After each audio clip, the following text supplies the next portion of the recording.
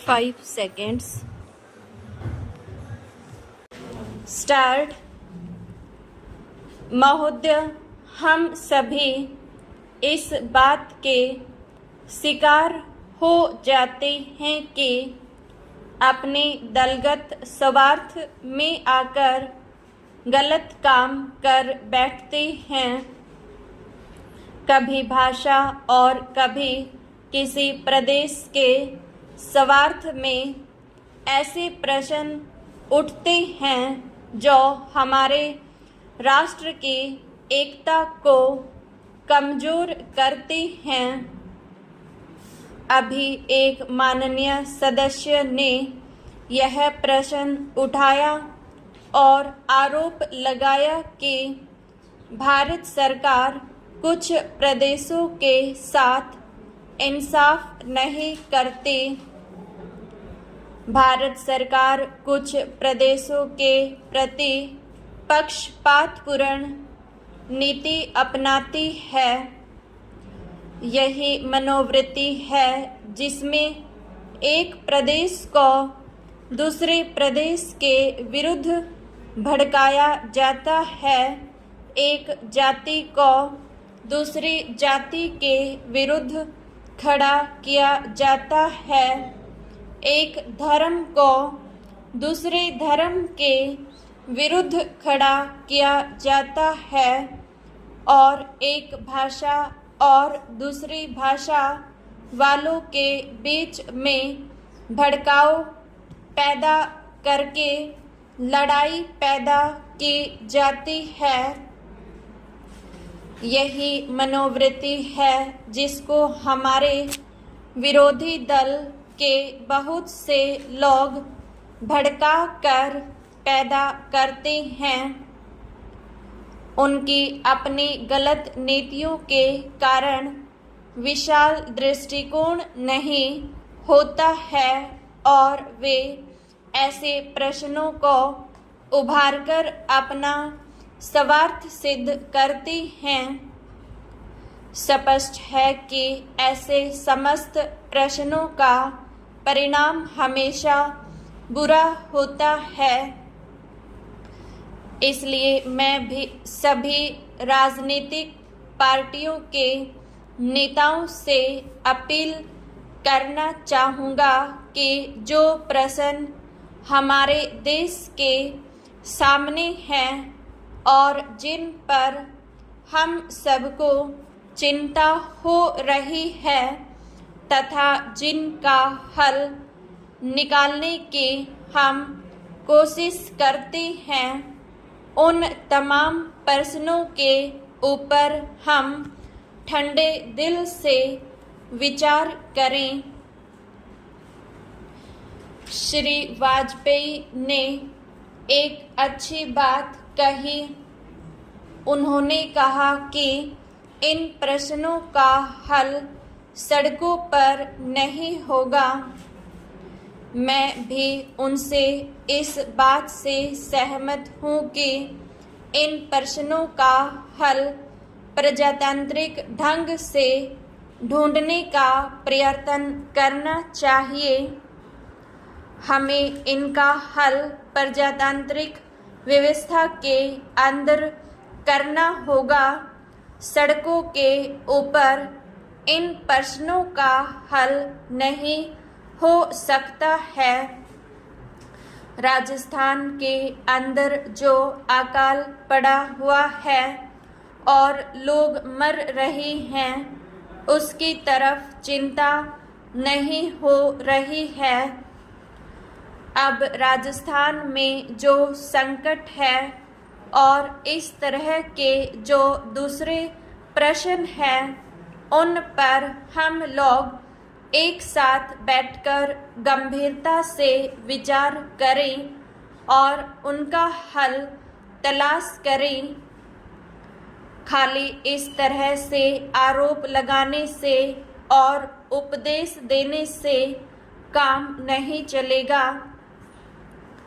इस देश के अंदर बंगाल में बाढ़ से जनता पीड़ित हो रही थी और उसको अनाज, कपड़ा और जीवन की रोजमर्रा की आवश्यक सामग्री भेजने की कोशिश हो रही थी।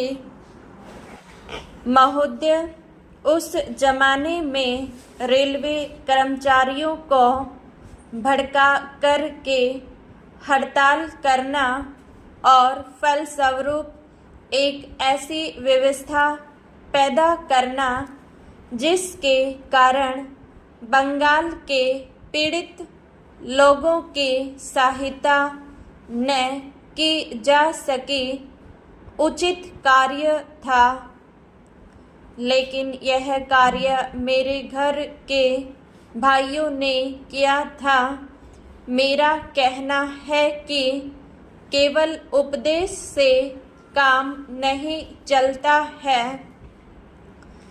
जब ऐसे प्रश्न आए तो उपदेशात्मक भाषाओं में ही फंस कर न रहा जाए, बल्कि आवश्यकता है कि ऐसे प्रश्नों पर सारे राजनीतिक दल देश हित को ध्यान में रखते हुए संजीदगी से विचार करें और उन सब का हल तलाश करें।